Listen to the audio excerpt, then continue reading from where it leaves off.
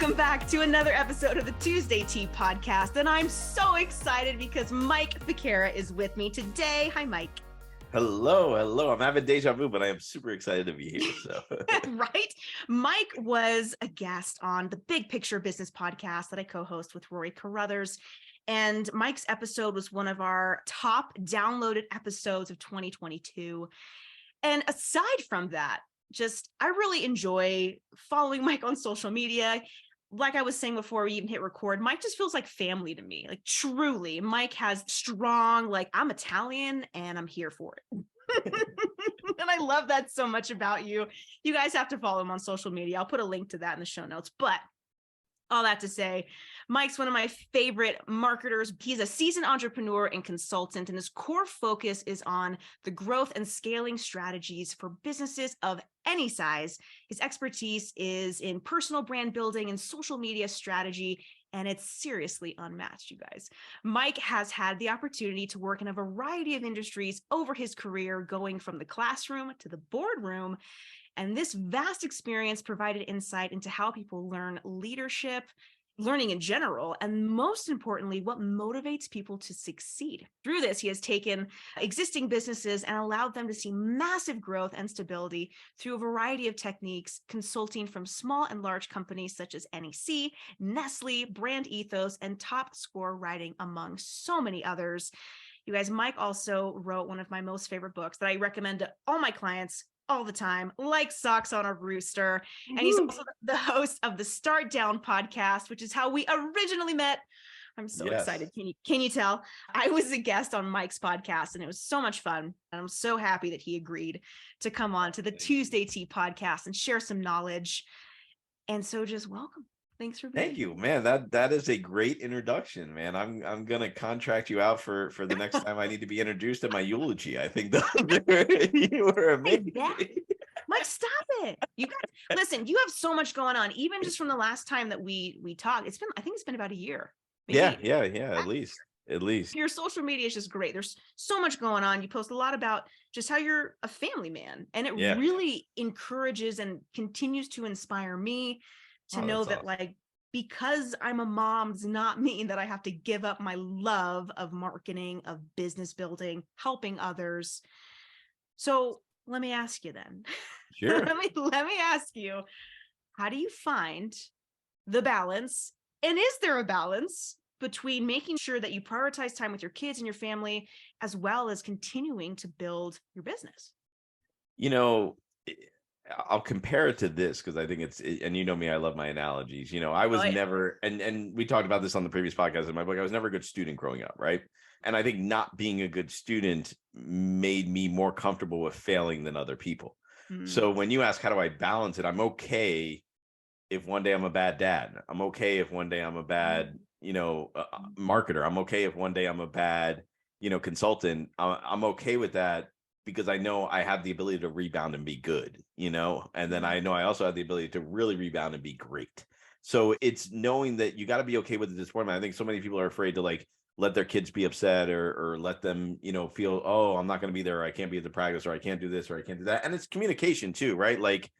It's very parents, oh, I feel so guilty. I'm not sitting there on the sideline watching my kid at practice. So I ask my kids, do you want me to stay at practice? They're like, no, just pick me up when it's over. So it's who really has the guilt? So I think it's about communication, and it's okay. You have to learn when it's okay to be failing at some of those things and not really trying to balance it. I think that's the important thing, and obviously social media shows some of the highlights, but there, you know how it is too. There's good days and bad, and I think that's the key, is knowing it's okay to be bad at things sometimes. So let's talk about going from the classroom to the boardroom. How many years were you a teacher? So I was a teacher for the better part of a decade. So about 10 years. Yeah. And specifically, was it, correct me if I'm wrong here, theology or something involved? Yeah, I taught ethics and Bible. I started out as a librarian, though. I started as a substitute. I started as a substitute teacher, and then the librarian got pregnant. Not my fault. I do have a lot of kids, so I always have to clarify that. The librarian got pregnant and got put on bed rest, and they put me in there. So I think I was 22 years old, and I was the hottest librarian in America by default. And then I just fell in love with education. I was still in college at the time, so then I decided to finish my degree. I'm in psychology, got a minor in theology, and knew, I was in a Catholic school at the time, knew I really wanted to teach theology. And then I went and got my master's in educational technology. And then I went and worked as an administrator in a school for a couple of years, and then unknowingly went to go work for an educational startup. So it was about 10 years in the classroom. Or 10 years in education, let me say that. Yeah, total. So you said you were a terrible student, and yes. now, okay, just Yeah. clarifying. And it was, and that's how I ended up, so I was a terrible student. And even in high school, I was terrible, went to public school. And then my parents said for high school, like, all right, we're going to send you to private school. Maybe that'll help. So they sent me to private high school, and then they were spending money. We didn't grow up poor, but we didn't grow up rich. So it was a sacrifice for my parents to do that, and they, I wasn't performing. I wasn't getting good grades. So they went and talked to the administration. They teamed me up with a teacher who ended up helping me out a lot. And then he's ironically the one that I was working in a restaurant. He came in and said, hey, I ended up waiting on him just by chance. And he says, hey, they need substitutes at this new high school I'm at that just opened up, this new Catholic high school. Would you want to come and do that? And I said, that sounds like an easy job. Sure. And, I was waiting tables at night, slopping food around, going home sweating and smelling like a French fry. I was like, sure, I'll take substitute teaching any day, Yeah. So you literally worked from the ground up. Yeah. And I kid around, as a teacher, you age by your life stages, right? So like when I was a college kid substituting, I was the cool young substitute teacher. And then once I started teaching, before I was married, I was still kind of the cool young new teacher. Then I got married and I was still like the cool young teacher, but a little bit older. Then I had my first kid, and then they're like, oh, you're an old guy. Then I had my second kid, and that was it. I was like no longer a young, and I was still under 30 at the time. I was like, really? I'm like, really? I aged. I could have been 50 to these kids, So it was out. Yeah, I aged out. That was it. I was out. I was done. So. Oh, let me see your sweatshirt. Does that say "Be hungry" for Brandy? It says "Be hungry." Yes. I love that. That's that's smart. So Brandy, this is our company. We all got. I think this was 2 years ago for Christmas. We all got sweaters. So, and then we all had a word that goes with it. So mine was "Be hungry." I don't know if that's because I like to eat a lot, or I'm just always hunting for new business, or whatever it may be. So, they went with "Be hungry" for me. So I love that. Well, tell me more about Brand Ethos. So you went from being a teacher. How did you just really hone in on, hey, we're going to go this branding route, this marketing route, and help others succeed? Yeah, and it's funny, I say, kind of going back to that classroom in the boardroom thing, I always tell the story. I unknowingly went to work for a startup. So I was in a, and it was probably within a 12-month span, almost to the day. We were doing our accreditation at one of the schools I worked with. And, every school has to go through it every 4 years. It's a very laborious process. There's a lot that goes on. And we'd meet in the boardroom they call it a conference room in schools. They don't call it a boardroom. It was a conference room.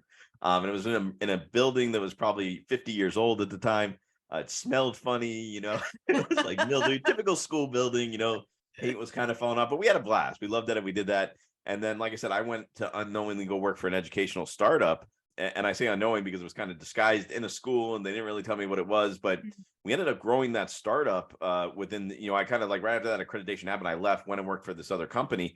And we grew that startup to where we were going to partner with Hope Mifflin, which was one of the largest educational companies. And we ended up in their boardroom I want to say it was in Boston, Massachusetts, if I remember correctly. Now that I'm ironically thinking about it, I was just in Boston. And same thing, the room was 50 years old, a lot of history, one of the biggest companies in education, but that room smelled nice. And that room had, oak walls, and it was beautiful, and it was just amazing. And here we were talking about partnering with them. I mean, it was like total, 180 from where I was the year before.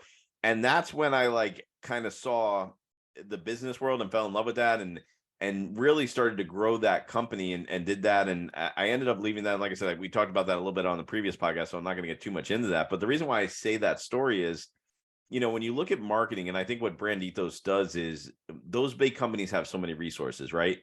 But the techniques and the things that you could do, and I've been in those big boardrooms and for a lot of other companies, for tech companies, for educational companies, for manufacturing companies. I've been in so many different boardrooms now that Brand Ethos, our goal is to kind of bring that big corporate feel to small to medium-sized businesses so they can become, we always say it, and I kid around with Brand Ethos because me and Alicia, she founded it. I kind of helped her grow it from the start. And she goes, we need to appear bigger than we really are. And I keep telling her, I'm like, we're officially big now. You could stop saying that. Like, we are bigger than we really are. And that's really what we do. We come in and we become the marketing extension of your business. And, you were saying, I know we were talking before we went on air about my Instagram stories and all the meetings I had today. one of the meetings we had was a client that we got their company up and running, and we did a lot of their marketing, established their brand. It really didn't take off. The company didn't take off as much as we would have liked. Various reasons, maybe we could have done stuff better on the marketing side, but they also had some things. It was a tough industry. But one of the owners of that company just went and bought another company. And the first person he called to do marketing was Brand Ethos. And I think that really speaks to, you mentioned, you talked about earlier, how do you balance it, work and family and all that?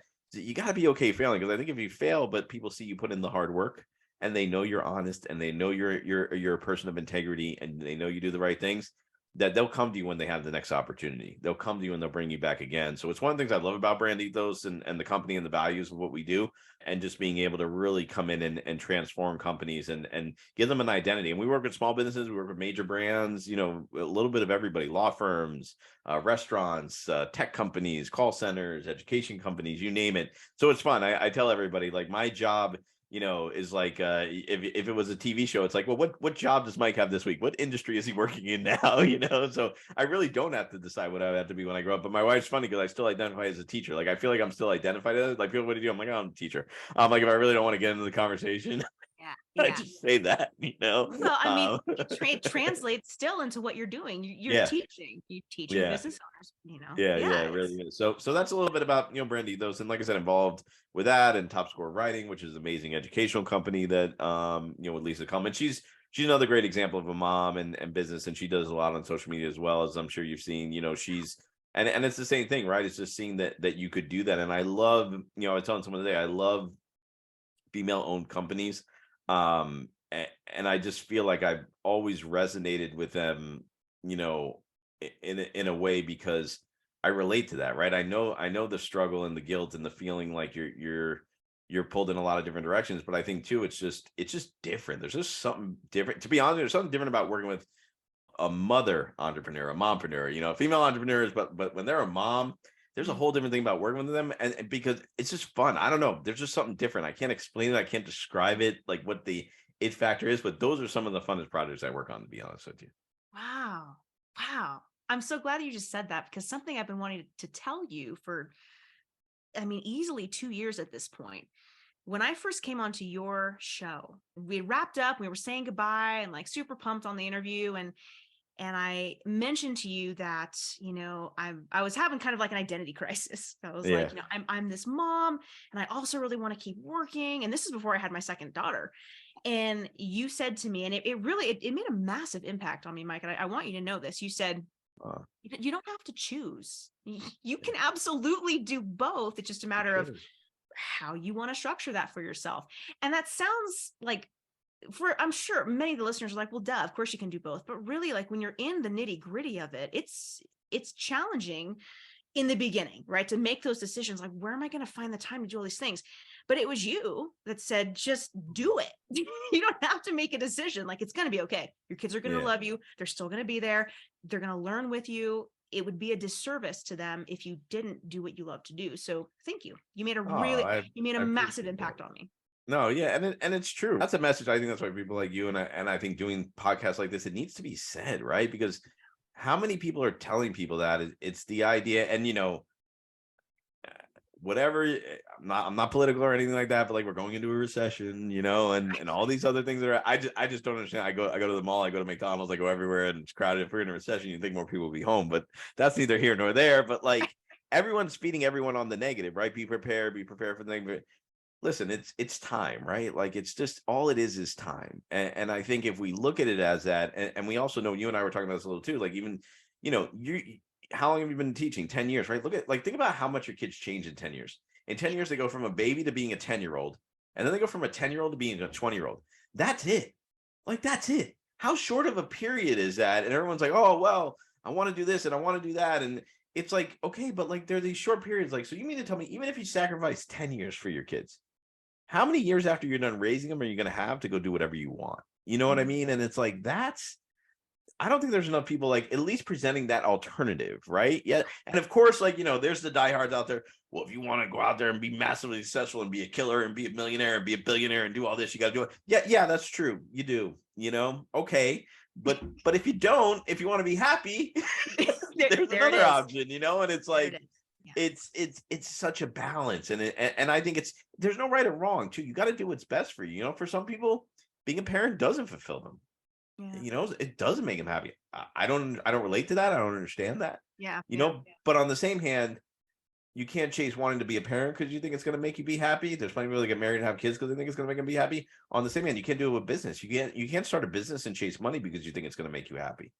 You know, and that's it's got to be because it's something you like. And listen, I've done things I don't like, and I've done things I don't like, and I'm like, nope, I'm done.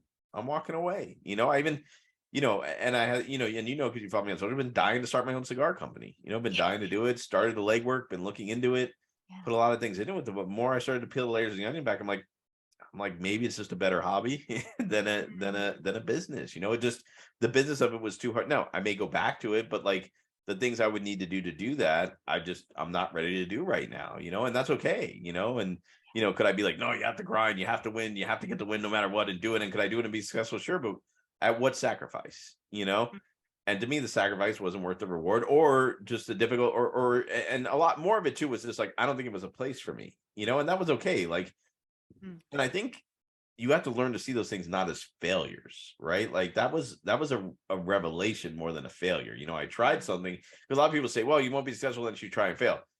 I argue, no, you won't be successful until you try and you realize, right? Like you either realize you're doing the right thing or you realize that this just isn't for me. Like I knew I had to leave. And it's funny you said what you said, because in all the teaching I did, one of the things that impacts me most is I was leading a retreat.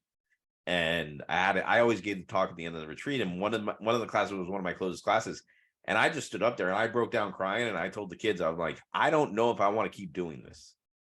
I don't know if I love this anymore. I don't know if I want to be this to be my job. And one of the kids came up to me afterwards. She goes, you know, that's the realest thing anyone's ever said in a school to me.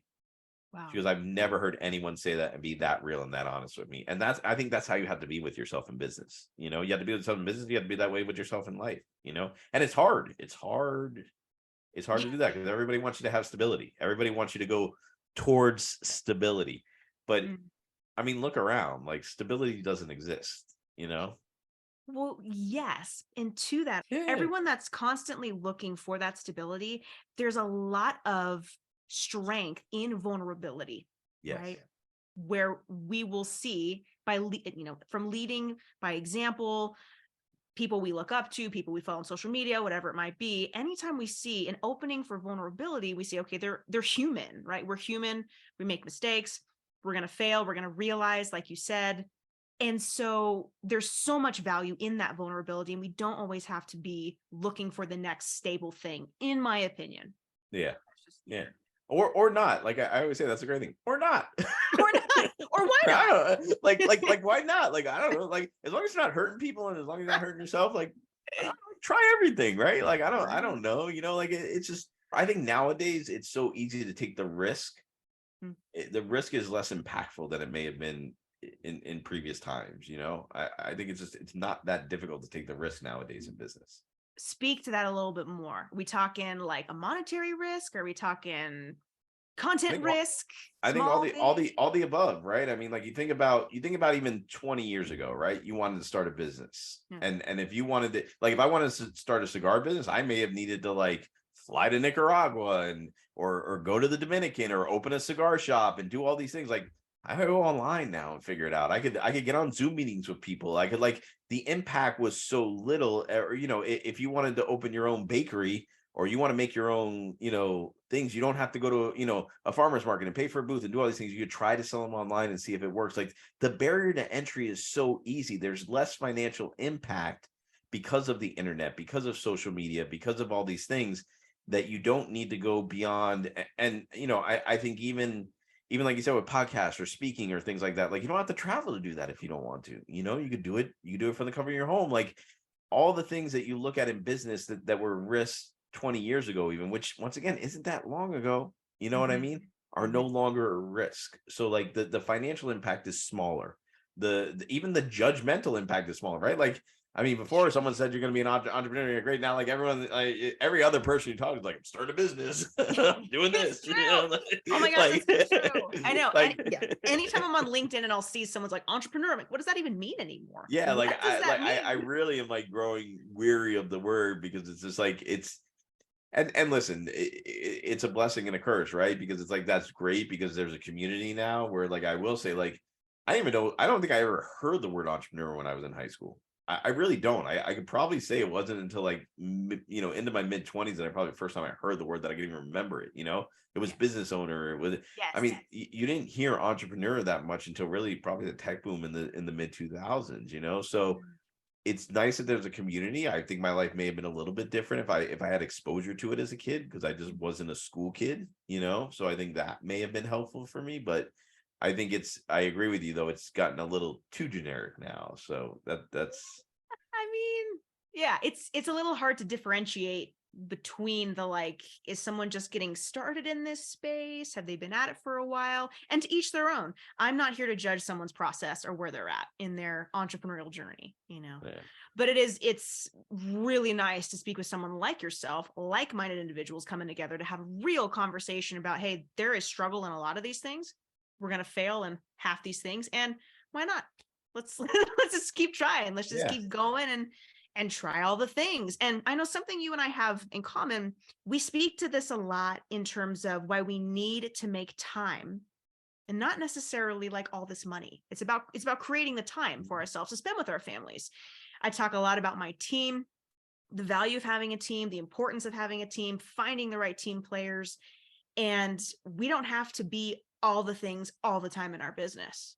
Right. Have you ever found where you were holding on to those reins real tight for your business and like not willing to give up some of that like CEO aspect of it? Like, did you start your business off that way, or have you always been like, nah, let's get a team in here, create some more time? I mean, yes and no, right? There's certain things where I'm very happy to delegate that, like and be like, take it off their plate. There's certain things where I think insecurity almost comes into play and I felt threatened, in growth, right? I think in growth is always in any business I've worked in it when there's growth and you have to expand the team and something was like kind of your baby or your responsibility or, gears are shifting. Oh, let's bring in this person to help with that. And you were kind of the go-to person and now it's someone else. I think just human nature, jealousy, insecurity can kind of settle in. So I would say there's been both, right? On the flip side, I don't think I've ever been someone to hold on to the reins because I could do it better than someone else. I've always thought that like, I think even very early on in business, and maybe I'm the opposite. I'm a too soon guy on that. I think I've almost too soon wanted to give away the reins and too soon wanted to be like, can we delegate that? And I think at this stage, right? Like as we get older, like I'm in my 40s now, like in my 20s, wouldn't have done that. Would have tried to do everything, taken everything on, built the website. Yes, I could do this. Yes. Same thing in even in my 30s to a certain mid 30s to a certain extent. I think at this stage, I'm less of that. I've always been a delegator and a collaborator, right? Because like I know for me, and part of it, the real struggle though is to be honest with you, is not thinking I'm smart enough or good enough. So I've always felt that like, hey, once again, this goes back to the insecurity. It's almost like a therapy. So this goes back to Tell me more, Mike. Tell me more. How do you really feel about that? Let's go.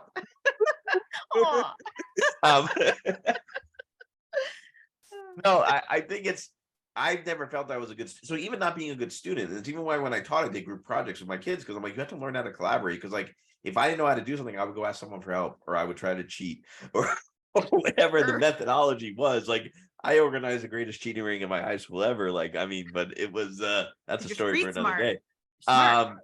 But it worked, right? Like and people knew they could depend on me to get those things done. So I think for me, it's always been like, well, I really want to do this, but I don't feel like I'm smart enough. So I had to get support from people where I don't think I took the reins soon enough in certain situations. I don't think and I'm like, you know what? I should have driven that bus harder or I should have. And even I downplay a lot. I'm like, oh, well, no one really knows what I do here. I'm not that smart. I'm just here, but I'm at 30,000 feet. But I think it's an insecurity. So I would say I've been less on the hold on and I've been more on the insecure side. That's been probably a weakness for me in business. Interesting. Well, I appreciate the transparency. I think there's a lot of business owners that feel that way a lot. Yeah.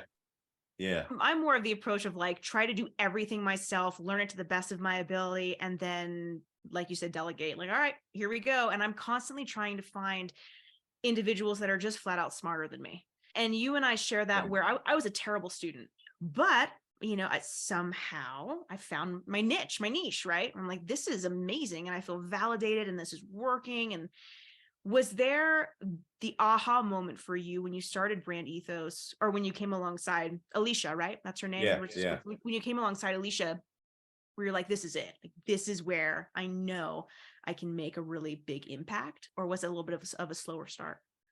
I mean, I think it's like, you talk about having, your second daughter, right? Like, it wasn't my first rodeo, so I knew what to expect and what not to expect. I think, I remember when my wife had her first kid, I was more nervous than she was. You know what I mean? Oh. I think it did the whole process, everything, the epidural, the even walking to the like when we parked the car and we were walking into the hospital, I think I was more scared than she was. By the fourth one, I was like, this is fun. I'm like, I'm excited. Like, I get to sleep in the hospital. Like, I know where the ice machine is. Like, I was like jazzed up. like the car's out quick. And, like, what are you so excited? I'm like, and plus, like, we on the fourth one, I'm like, what do you mean? I get like at least 3 nights alone with you. I'm like, I don't ever get that. I'm like, this is awesome. But I knew what to expect. You know what I mean? So I would say, like, by the time Brand Ethos came along, this was probably one of I'd been through this a few times. So I knew, and I would say what I did different with Brand Ethos, and what I knew was, I knew Alicia's talent. I knew what insecurity she was having about herself that she shouldn't be, that I think, and we were very different personality types, and I think we complemented each other in some ways. So I knew from that aspect of like, hey, wait a second. Like, she's super talented here, really smart here, knows this, is worried about this. And what she's worried about, I'm not super talented, and where she's super talented, but I know how I can fix what she's worried about. That's how I knew it was a good partnership. I think if I hadn't had the experience of the other businesses that I had started and got involved with, I wouldn't have been able to see that. You know what I mean? I may have been like, I don't know. Or I would have been like, oh, she's too smart and too talented. Why would she want to work with me? Like, I would have had the insecurity thing again. Like, so I would say, because I'd been through it a few times before, but even when my wife had the fourth kid, there were some surprises. That's a whole nother podcast, but yeah, and it was a girl, which I'd never had one of those. Those are different. So yes, we are. It's like getting an electric car. I'm like, how do I do this? What? But I will say that, and I think I knew early on though, and I think there's just signs. I knew when I first met Alicia, we were on a board together at our kids' school.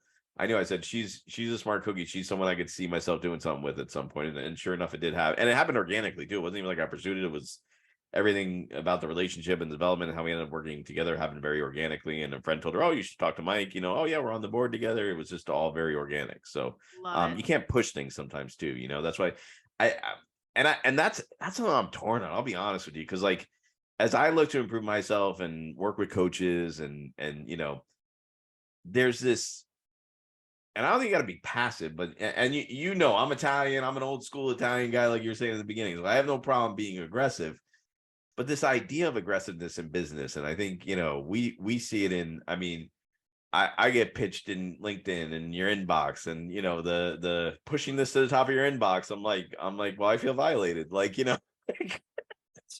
up. Yes. Thank you. I'm like, it's just like, would you do that in real life? Would you like go and just be like putting this on top of your mailbox? Like, right. Because I'm like if the real life alternative would have worked, the digital marketing side of it probably isn't a good idea, like, so I think it's just, and I struggle with that with aggressiveness. Where's that line between being aggressive, being hungry, if you will, like it's on my sweater, and being a good person, right? That's a thin line, because sometimes you do have to be aggressive, and I think that's a very thin line to chase, and a thin line to look at. But I think at Brand Ethos, because Alicia and I had so many good connections, so much businesses just come to us like through referrals and people knowing her and knowing me. And like I said, I mentioned that client we just onboarded, so almost didn't have to do that, which is, to be honest with you, the thing I don't like doing. Everyone's like, oh, you're a great salesman. I'm like, I really am not, because I'm not the aggressive salesman type. I'm like, if I know something and I know what we're selling, like I can sit there and talk to you about it, but I just teach. I have a conversation. I'm honest, so I struggle with the aggressive side of things when it comes to business. I think that's something I don't understand why that's such a narrative of like, you got to be hungry, you got to be aggressive, you got to do this. So yeah, that's something that we talked to Rory about on Big Picture Business a little bit. Rory does no sales whatsoever, to what you said about just educate. He's just educating. He's like, all right, here it is. And I'll send you an email. Like, he doesn't even write proposals. He's like, I'll just send you an email and we'll go from there. And his close rate's like 95%. Yeah. It's just educate. And there's a lot of value, as you know. So Yeah. I love that you found a solid partnership.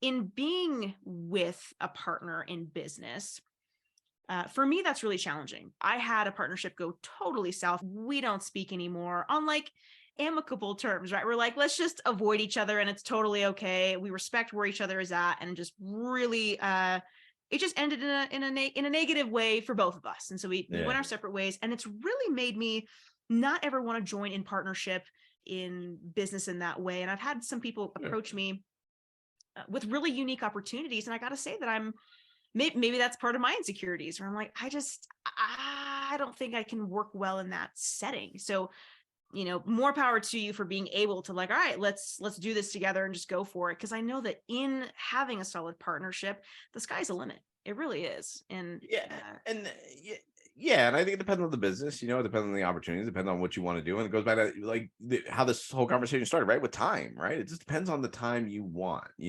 because I think there's no doubt Alicia and I are probably both equally as talented that we could run a company like Brand Ethos or lead. And let me say lead. I don't want to say run, lead one or the other, That being said, I think the lifestyle and the things we want to do outside of our lives, doing it together benefits both of us. Same thing with Lisa on Top Score, right? Her and I, no doubt she could do it, but I think her and I together, it gives me the opportunity to explore other entrepreneurial opportunities. It gives her, she has a nonprofit school that she runs. She does speaking. So it's like all the partnerships I've done, I think have been mutually beneficial.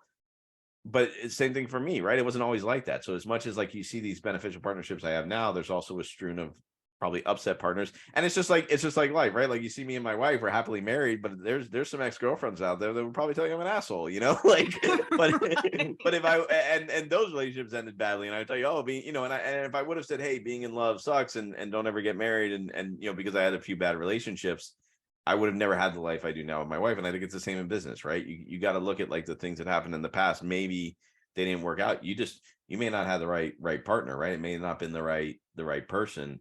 But when it is, you can create something magical or not, right? There's some people that are just really good. Believe me, I still have some friends that are single from high school that I follow on social media. I'm like, they do look like they're having fun. I'm not gonna lie. Quite a bit more money in those pockets, I'm sure. Yeah, I'm like, so yeah, if I didn't pay tuition, if I didn't have this amount, Kids are expensive. Yeah, no wonder they have nice cars and boats and all this stuff. I'm like, sure, if I had. Oh my gosh. Well, let me ask you this. Do you think that there are any secrets, like the secret sauce when it comes to business? Any true secrets?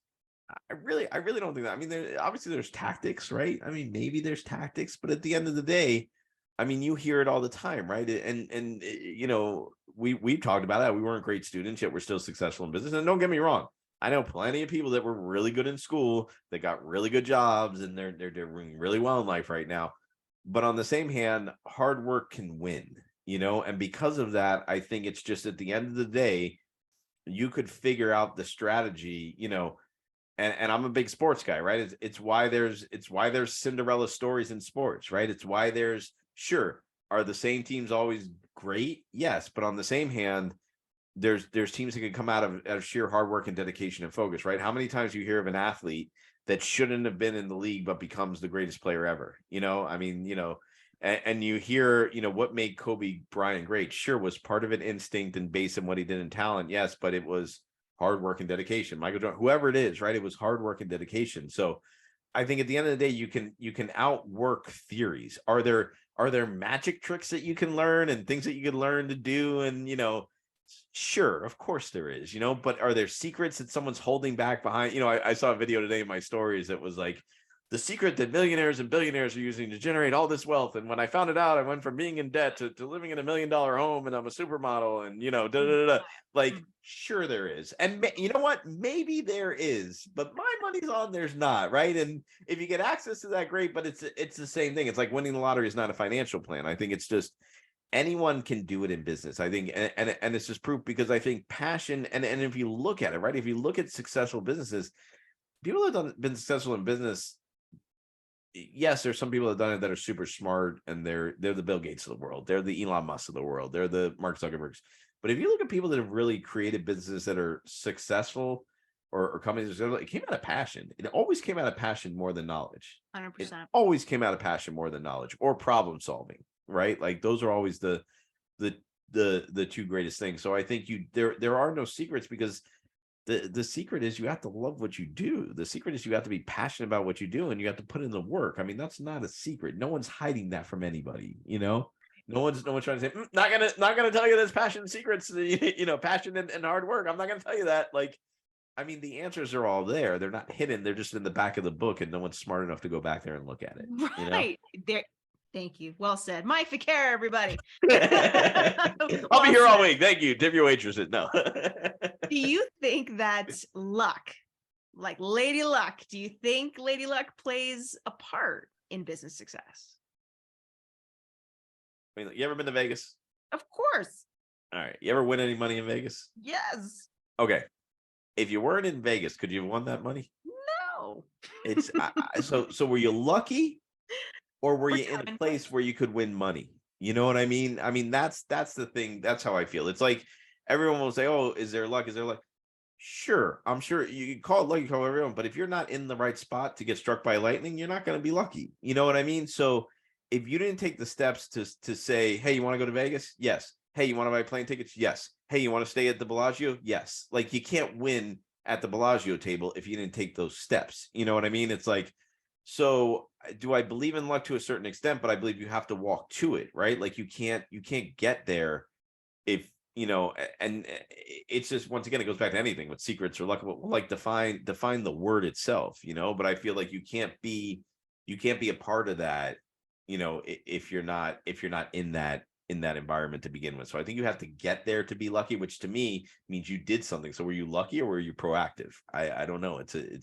It's a philosophical debate for the ages, I guess. I love it. Oh, so enlightening as always, Mike. Oh my gosh. Thank you so much for spending this time. As always, I just want to talk forever with you because I know. Me too. You're a wealth of knowledge. Something else I wanted to mention for my sweet listeners here is that you not only have StartDown Podcast, but you also have the 3 Points podcast with your son, Anthony. And I love that you podcast with him. It's so sweet. He's learning so much. Is he continuing to enjoy it, or is it more of a homework assignment for him? No, he enjoys it. We did a couple episodes. It went off well. We got to do a few more. I got a new laptop and gave my old computer, and then of course it broke. So we've been a little slowed down on our recording because of that. But he's also, what he's done though is grown a really big TikTok presence as well. Wow. So he's been, it's football themed. He's a big Dolphins fan, so it's around that. But he started to create these reels on TikTok where he's editing football footage, and he gets tens of thousands of views and all that. So he enjoys that. And I'm like, all right, whatever you want to do. And he keeps saying, can I edit some of your stuff? And can I make a we went on vacation, send me some videos. I'm going to make a reel of the trip, So he's doing a little bit of both. So yeah, so we're in between the TikTok thing and the podcast thing. He loves it. And I enjoy it with him. And it's fun. It's a good way for us to, and it was his idea. It was all his idea, which I love. That's the coolest part. That's so great. Yeah. Well, Mike, I'm asking everyone that comes on the show, what's your word for 2023? Do you have one?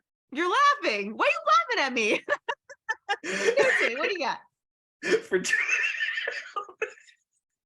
I'm not laughing at you. I'm laughing with you, first of all. Wait a minute. Before we hit record, Mike made me laugh so hard that I thought I was going to die. I was choking on some water. Oh my God. I'll start off with, my wife's word for the year is patience. So I've said to her a few times, I'm like, how's that word of the year working out? We're only on the 11th when this is being recorded. So, it's funny because it's definitely a trend this year. And the reason why I start chuckling too, because I hear everybody talking now about, I'm not setting goals. I'm not doing this. And I know it's a long-winded answer to a short question. And I get it. And it just seems like the thing to do. But, so part of me, I kid around. I say, my word for the year is forget about it. You know what? And that's fair. That's totally fair. That's okay. But honestly, I really am just in that, not in a negative way. My word of the year, I really haven't thought about it, but it's something as I thought. I've been kidding around saying that to people. But for me, because if you've ever seen the movie Donnie Brasco, oh yeah, and where Johnny Depp explains what forget about it means. it can mean so many different things. And I think that's where I'm at this year, is just I'm looking at every situation and figuring out the way to adapt about it. Sometimes it's going to be forget about it, like, yeah, I'll do it. Sometimes it's forget about it and it's F off, So Yeah.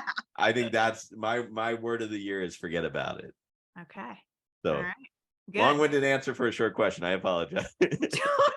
I love how you came to that conclusion. Like, gosh, do I really have to answer this? Come on, better. I don't just. Okay. On that note, a few fun facts about Mike, which I love so much, and I can't help myself because you sent it, so I got to read it. Here we go. Here we go.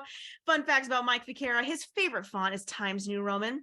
Woo-hoo. He enjoys rare steak, black coffee, scotch, and a good cigar, sometimes all at once. Yeah. His name is, wait a minute, really? Oh, okay. All right. Mine too, Mike. No way. Yes, name is misspelled in high school yearbook. Yes, sir. Yep, there you go. See, we got. I'm gonna send it to you so we can post that side by side. That sounds good. And then once you told Tim's story, a story. There you have it. Yeah. Thanks so much for taking the time with me on the show.